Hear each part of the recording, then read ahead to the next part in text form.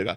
एक आदमी ने किसी लड़की को फंसा करके गुप्त रूप से घर में रखा और बात बिगड़ गई तो मारकर घर में ही दफना दिया, और इतनी सफाई से कार्य किया कि किसी उस क्षेत्र की लड़की नहीं थी तो किसी को पता नहीं चला।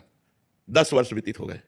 सामने स्वर्णकार का मकान था, तो कुछ राजकीय कर्मचारी उसके यहाँ आया करते थे, स्वर्णकार के यहाँ, और वो ऐसा नंबर 2 का काम करता था।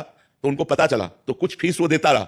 अब धीरे धीरे खान पान रात्रि भर वहीं रुकना, तो उनको पता चल गया कि तिजोरी कहाँ है, पैसा कहाँ है, सब। रात्रि में स्वर्णकार को मार डाला राजकीय कर्मचारियों ने, और उनका सब सामान लेकर बाग से लेकर निकल रहे थे तो वो आदमी लघुशंका के लिए निकला, जो 10 वर्ष पहले केस कर चुका था, और कुछ नहीं, कोई नहीं जान पाया। वो निकला, उन्होंने देखा तो उनका कुछ करके आ रहे हो आप लोग, घबराए दिखाई दे रहे, बाग से कहाँ से लेके आ रहे हो? चुप रहो चुप रहो, हम तुमको भी इसमें से कुछ दे देंगे, तुम अपने घर जाओ। तो उनका नहीं, हम ये तुम्हें चोरी नहीं करने देंगे। तो उसने कहा हम चोरी नहीं किया, हम उसको मार के भी आ रहे हैं, अगर तुम्हें चैन से जीना है तो इसमें कुछ हिस्सा ले लो और जाओ। तो उसने कहा बिल्कुल नहीं ले सकते, हल्ला मचा रहे हैं। बोले मचाओ हल्ला। उसने हल्ला मचा दिया, हल्ला मचा दिया तो उसने उसको पकड़ लिया, हल्ला मचाने वाले को, और कहा अब भाग के कहाँ जाएगा?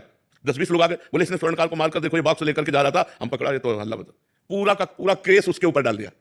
अब जब साक्ष्य और सब प्रमाण मिल रहे हैं तो जब जज के सामने गया, बहुत रोया, और उसने कहा हृदय से कहता हूं, फांसी तो तुम्हें देना है फांसी दे दो, आजीवन कारावास देना आजीवन, हृदय से कहता हूं मैंने पाप नहीं किया। तो उसने कहा सच्ची बताओ, भगवान को साक्षी करके बताओ, तुमसे कोई ऐसा पाप हुआ है क्या इस जन्म में जिसका तुम्हें दंड नहीं मिला? जज ने कहा कोई ऐसा पाप हुआ है जिसका तुम्हें दंड नहीं मिला, सच्ची बताना।